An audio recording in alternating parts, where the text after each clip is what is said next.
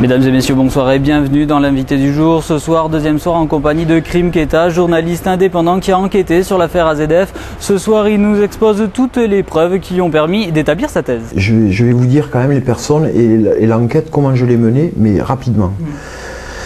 Donc j'ai rencontré monsieur Samir Agragnou, incriminé par l'Express. J'ai fait une publication. Mon investigation s'arrêtait là.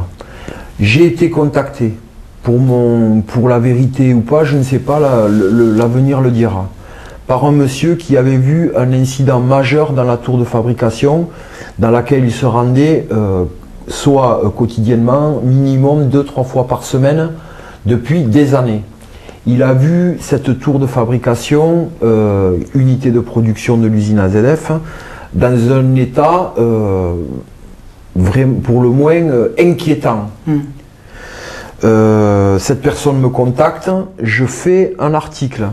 La Dépêche n'en veut pas, je le propose à Marianne sans le signer. Enfin, il a été signé, mais 2-3 pages plus loin. La personne qui m'a fait sa déclaration, monsieur Wali, a été convoquée le jour même de la publication, de la parution de l'article. Le chef de la rédaction de Marianne me dit, je lui dis qu'est-ce que je fais? La Dépêche ne veut plus investiguer dans ce sens-là, comment je fais? Il me dit, va voir le professeur Latte, un chimiste émérite à l'université Paul Sabatier. Moi, ma piste, ma théorie, c'était, vu que M. Wali déclare qu'il y a eu un incident de chaufferie dans la tour de fabrication, j'ai pensé que chaufferie, pour moi, chaufferie, incident, source de chaleur, ça aurait pu faire sauter la tour. Donc qu'est-ce qui peut se passer à partir de cet incident? Voilà, et se propager au tas d'ammonitrate dont on ne savait pas qu'est-ce qui avait été l'étincelle qui l'a fait exploser. Donc je vais poser la question à M. Latte, qui ne me répond pas. Il me dit, je ne peux pas vous répondre. Parce qu'il faisait partie d'un collège d'experts, je ne sais pas par qui il était mandaté, donc il n'a pas voulu s'avancer. Il m'a envoyé chez le professeur Gilbert Casamata, qui était à 1 km d'ici, à l'ENSA 7. J'ai pris rendez-vous avec lui par téléphone et je l'ai rencontré en juin 2003. Et je lui ai dit, voilà, est-ce que s'il y avait un incident de chaufferie et une source de chaleur suffisante qui se soit dégagée de la tour de fabrication, est-ce que ça aurait pu avoir une incidence sur le tas d'ammonitrate pour le faire exploser? Devant l'insistance de mon questionnement, puisque la question était simple, il me disait oui ou non, et je repartais chez moi. Moi j'étais dans une investigation logique, je ne faisais pas de harcèlement. Mais ça me semblait logique de poser cette question. Il m'a dit que oui. Ça a été un oui que je lui ai arraché, mais il a été obligé de me dire oui. Donc moi, ça m'a conforté dans mon idée que la tour de fabrication pouvait être le démarrage de l'explosion qui a dévasté la ville. Et 1 mois et demi plus tard, est venu conforter, qu'est-ce qui est venu conforter cet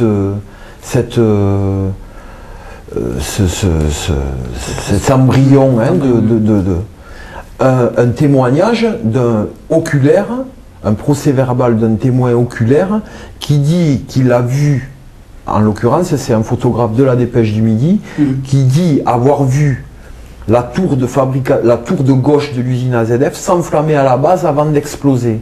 Pratiquement dans le même temps, le souffle et une énorme déflagration. Donc pour moi, c'était clair. C'était bon. Il fallait une source de chaleur et elle a eu lieu, puisque c'est une des deux façons de faire exploser l'ammonitrate, selon le professeur Guillochon qui est venu exposer sa non-acceptation de la thèse officielle mélange chlore-nitrate. Professeur Guillochon dit il y a deux façons de faire exploser l'ammonitrate. Soit quand ce sont des terroristes qui l'utilisent avec un détonateur, soit avec un incendie, une grosse source de chaleur. Et elle a eu lieu.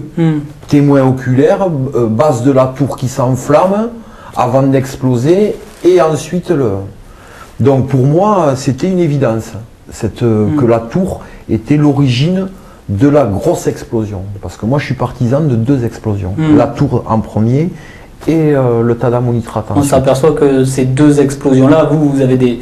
vous pouvez les expliquer, mais quand on parle aux Toulousains, ils ont quand même entendu 2 booms, hein, très clairement, voilà. La plupart des Toulousains, en majorité, on a au moins ce genre de témoignage-là. Voilà. Ensuite, il y a eu ce phénomène acoustique. Oui, voilà. Bon, c'est on peut l'expliquer comme on veut, mais... mais enfin, les observateurs à la faculté du Mirail, ils ont bien relevé sur les graphiques, on voit bien un pic, 7 ou 8 secondes plus tard, un autre pic, donc...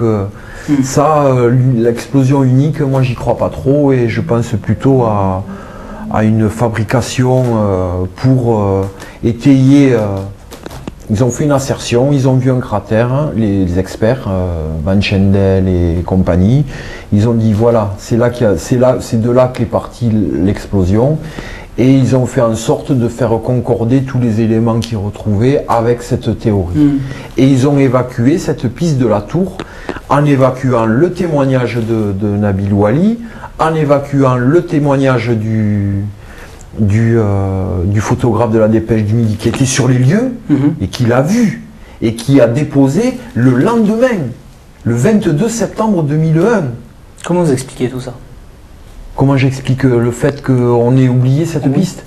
Eh bien, c'est-à-dire, c'est survenu un vendredi. La ville est sous le choc. La ville est sous le choc. On est sous le choc du 11 septembre et à Toulouse encore plus parce qu'il y a le 21 septembre. Donc le 22, il y a des récoltes d'informations, hein, les policiers font leur travail, la PJ, commission d'enquête, tout le monde est sur le site, les pompiers, enfin tout le monde. Le dimanche, la vie continue tant bien que mal, hein. Il y a eu des matchs de football, il y a eu de la vie qui a continué pour ceux qui pouvaient vivre normalement. Et ensuite, il y a eu le mardi cette déclaration de M. Bréard, qui a dit 99%.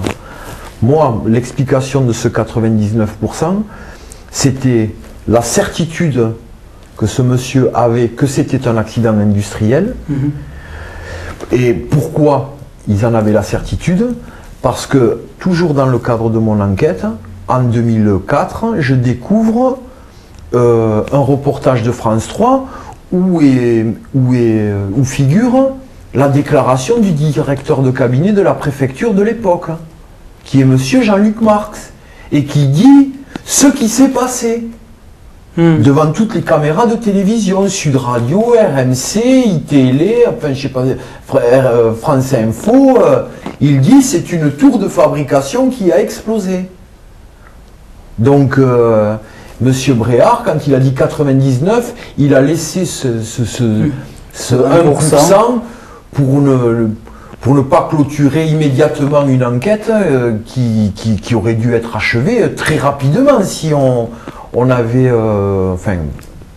après je dirais quoi, maquillé, fait tant de diversion, parce qu'après, ce 1%, alors là, il a été exploité à 2000% par plusieurs journaux nationaux, l'Express pour ne pas le nommer, les pistes terroristes, comment on nous a la piste terroriste qui aurait été bâclée, enfin voilà.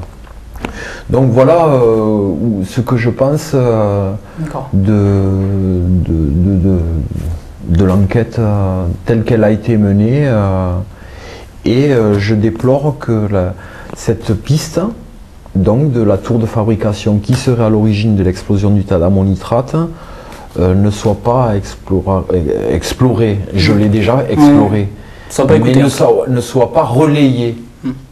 Ne soit pas relayée par les autorités. Bon, on en est là aujourd'hui, je le disais tout à l'heure, il y a l'appel qui a été fait, il va y avoir un nouveau procès. Vous comptez jouer un rôle dans ce procès ou vous ne voulez pas ou vous ne pouvez pas? Je ne sais pas. Je ne sais pas, parce que bon, moi j'ai fait un travail journalistique. Mais avec quoi comme ambition? La découverte de la vérité, c'est ce que veulent, et en tout cas c'est ce que prônent toutes les parties civiles, tous les Toulousains veulent bien savoir ce qui s'est passé. Donc de ce point de vue, je me sens quand même un rôle à jouer. J'ai des éléments, je les ai exposés, mais il n'y a jamais eu de relais. Donc, quel rôle je pourrais jouer? Journalistiquement, je pense avoir été au bout. Après, il faut que le relais se fasse avec des autorités un peu supérieures, ou alors un média national, je ne sais pas. Mais sinon, je pense sincèrement me constituer partie civile. Avec l'argumentation qui est la suivante. C'est que dans le cadre de mes investigations en 2003, j'ai été mis sur écoute téléphonique. Et j'ai découvert en 2008 le dossier d'instruction dans son intégralité balancé sur Internet, parce qu'il n'y a pas d'autre mot. Donc un procès qui n'a pas eu lieu, qui n'avait pas encore eu lieu en 2008, même la date n'était pas arrêtée. En février, on disait septembre 2008, après ça sera février, on a repoussé plusieurs fois. Et pendant ce temps, ça faisait 2 ans que tout le dossier d'instruction était en ligne. Et au vu et au su de toutes les rédactions de France et de Navarre, puisque on les a envoyés au ministère de l'Intérieur, et ça n'a fait broncher personne, sauf moi. Parce que moi, quand j'ai vu mes écoutes téléphoniques avec une personne suspectée de terrorisme par un journal, l'Express, moi j'ai dit là, ça va plus. J'ai donc fait une plainte. Le procureur a été saisi, a diligenté normalement une enquête pour savoir quelle était la source qui avait donné à cet individu qui a créé le site et diffusé tout le dossier d'instruction. Il a dû diligenter une enquête, mais ça n'a été relayé par aucun quotidien, ni hebdo, ni nulle part. On ne sait pas du tout qui a donné le dossier d'instruction, les pièces du dossier à cet individu. Ça, c'est le premier point. On ne le sait pas. Et de même qu'on ne sait toujours pas ce qu'est devenu ce fameux groupe AZF, là, terroriste. Moi, je suis dans une situation, comme tous les Toulousains, j'observe. J'ai été au cœur de l'enquête, d'une certaine manière. Je suis aussi un Toulousain. Et je pense, comme la plupart, qu'on nous a menés en bateau. Quoi. On nous a caché certaines choses et on nous a amenés sur certaines. Voilà. Et ce fameux groupe terroriste là qui œuvrait sur les voies ferrées, pour moi c'est un gros bateau, ce truc. Pour moi ça a été fabriqué, par qui je ne sais pas. C'est du même acabit que l'enquête qui devait être diligentée pour savoir qui a donné à cette personne qui a créé le site internet avec tout le dossier d'instruction. C'est du même acabit, ils ont dit on enquête, et puis petit à petit, on n'en a plus parlé en 2006, on en a parlé 2, 3 fois, 4 fois. Pourquoi on en a parlé? Parce qu'il y avait une date de procès qui était imminente en 2006. Bon, elle était repoussée. Après, ça a été, Et moi, cette apparition de ce fameux groupe terroriste là, pour ce qui me concerne, elle a été fabriquée juste pour qu'il y ait un binôme, une association dans l'inconscient des gens. AZF, terrorisme, et voilà, que l'explosion soit liée à un attentat. Pour moi, ça n'est que ça. Ça n'est que du matraquage médiatique pour entretenir une piste qui était en train de s'étouffer, et piste terroriste. Et la preuve que non, c'est qu'il y a eu une relaxe, le 19, et que tout reste ouvert en fait.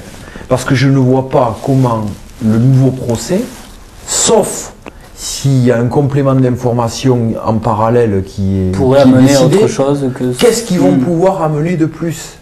Ils vont refaire des expériences, là, tir 24, voir si le mélange chlore-nitrate crée bien l'explosion que... Bon, on repart sur la même chose, c'est ce que vous voulez dire. Ben oui. Voilà pour notre entretien avec Krim Keita. Notez qu'il sera visible en intégralité sur notre site internet toulousainfo.fr.